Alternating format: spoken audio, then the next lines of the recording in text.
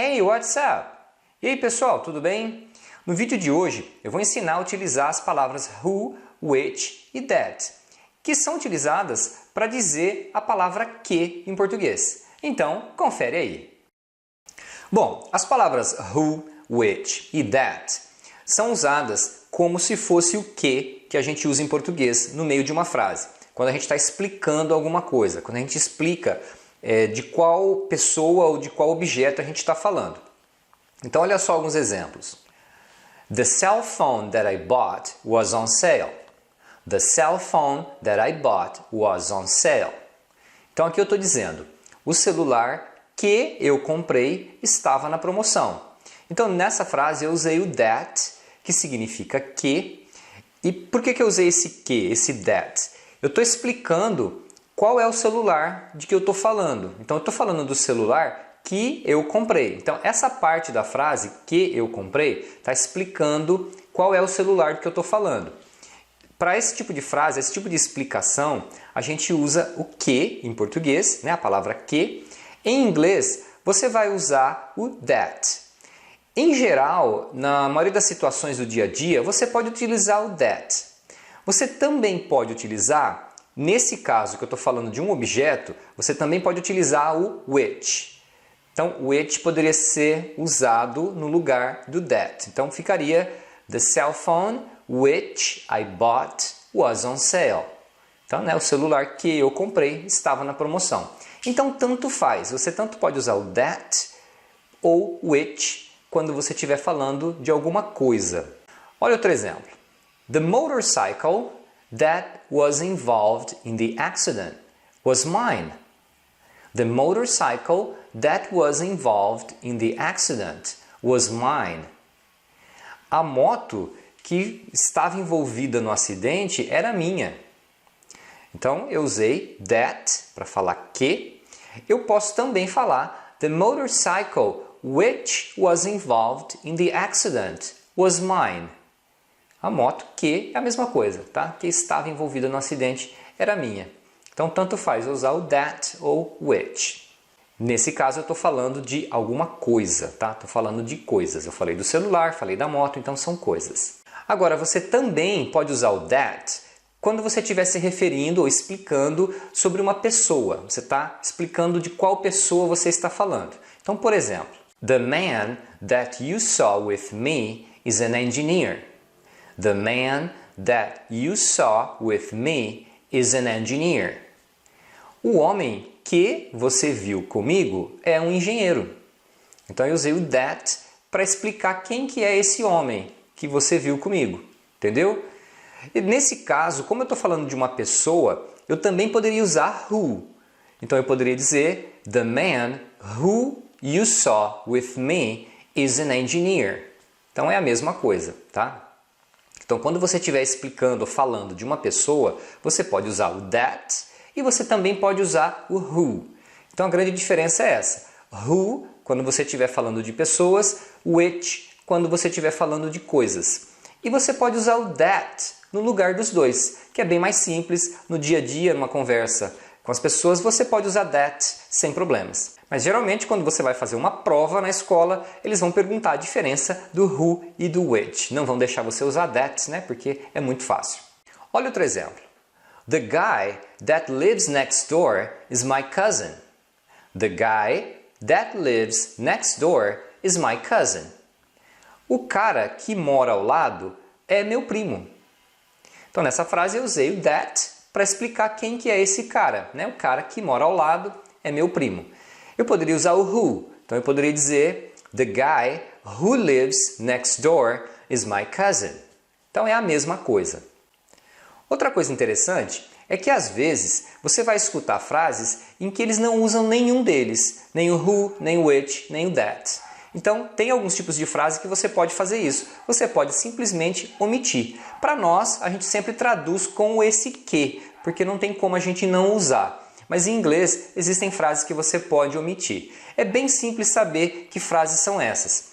Basta você olhar logo depois do pronome, se você tiver um sujeito, nessa frase você poderia omitir. Tá? Então, se aparece um sujeito logo depois do pronome, você pode omitir.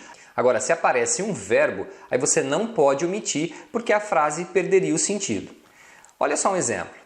Quando eu falei "The cell phone that I bought was on sale", nessa frase eu poderia omitir o that, porque logo depois do that tem o I, que é o sujeito da próxima frase.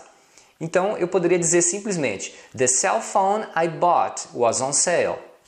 Então é bem provável que numa frase igual a essa você escute sem nenhum pronome. Você escute direto. The cell phone I bought was on sale. Aí é claro que quando você traduz, quando você pensa em português, você tem que acrescentar esse que, porque se você deixar sem, para nós, em português, fica esquisito, tá? Mas em inglês é muito comum acontecer isso quando você tem um sujeito na segunda parte, na sequência, tá? Logo depois do pronome. Isso vale para o that, para o who e para o which, qualquer um deles. Agora, se você tem um verbo depois, você não pode omitir. Então, por exemplo, the motorcycle that was involved in the accident was mine. Então, tá vendo? Nesse caso, eu estou dizendo the motorcycle that was involved. Então, logo depois do that, tem o was, que é um verbo. Então, nesse caso, você não pode tirar esse that, porque a frase perderia o sentido. Tá? Esse that, ele é o sujeito desse verbo, então você não pode tirar, ok? É bem simples. Se vier sujeito depois do pronome, desses pronomes, você pode omitir. Se vier um verbo, não pode. Tá? Olha outro exemplo. The man that you saw with me is an engineer. Então, nessa frase que eu falei agora há pouco, você poderia omitir também. Porque, ó, the man that you saw. Então, logo depois do that, tem o you. Então, nesse caso, esse that pode ser omitido. Você poderia dizer simplesmente the man you saw with me is an engineer. Você poderia dizer então have you found the keys that you lost? Você achou as chaves que você perdeu? E você também poderia dizer sem o that. Have you found the keys you lost? Tá vendo? Como tem o you, tem um sujeito depois do that, você pode omitir. É a mesma coisa. The dress that she got as a birthday present didn't fit her. The dress that she got as a birthday present didn't fit her. O vestido que ela ganhou de aniversário não serviu para ela. Então eu usei o that nessa frase, mas eu poderia não utilizá-lo. Poderia simplesmente tirar o that. Então você pode dizer the dress she got as a birthday present didn't fit her. Então é a mesma coisa, o vestido que ela ganhou de aniversário não serviu. Olha outro exemplo. Is there anything that I can do? Tem alguma coisa que eu possa fazer? Você poderia dizer sem o that, né? Porque logo depois do that tem o I, que é um sujeito. Então, is there anything I can do? Então, nesses casos, é muito comum eles omitirem, porque fica mais rápido para falar, mais prático, mas se você utilizar também, não tem o menor problema. Existe uma situação que você não pode utilizar o that. Você obrigatoriamente deve utilizar o who ou which, né? Who para pessoas e which para coisas. E nesse caso também você não pode omitir o pronome, você obrigatoriamente vai utilizá-lo. Que situação é essa? É a situação em que você está dando uma informação extra, que o que você está colocando depois do que não é essencial para você entender do que ou de quem você está falando. É apenas uma informação extra. E nesse caso, esse termo do meio vem separado por vírgulas. Então olha só como é que fica. Então se eu dissesse, por exemplo, Jack, who is from Ireland, speaks 4 languages. Então aqui eu estou dizendo que o Jack, que é da Irlanda, fala 4 línguas. Então essa parte do meio, que é da Irlanda, eu estou falando do Jack. Mas isso não é necessário para eu saber quem é o Jack. Então quando você está simplesmente dando uma informação extra, então esse que é da Irlanda é uma informação extra. Eu não estou usando isso para especificar qual é a pessoa que eu estou falando, porque eu já falei que é o Jack. Então nesse caso você coloca essa frase do meio entre vírgulas e você obrigatoriamente deve usar who para pessoas e which para coisas ou animais. Então você não pode utilizar that nesse caso e não pode omitir o pronome. Olha outro exemplo. My friend's father, who is a teacher, will help us on the project. O pai do meu amigo, que é professor, vai nos ajudar no projeto. Então esse pedaço que é professor é desnecessário, é apenas uma informação extra que eu estou dando sobre o pai do meu amigo. Mas a frase em si é: o pai do meu amigo vai nos ajudar no projeto. Eu simplesmente coloquei uma informação extra no meio porque eu quis. Olha o exemplo com which. The strike at the car factory, which lasted 2 weeks, is over. Então eu estou dizendo que a greve na fábrica de automóveis, que durou 2 semanas, terminou.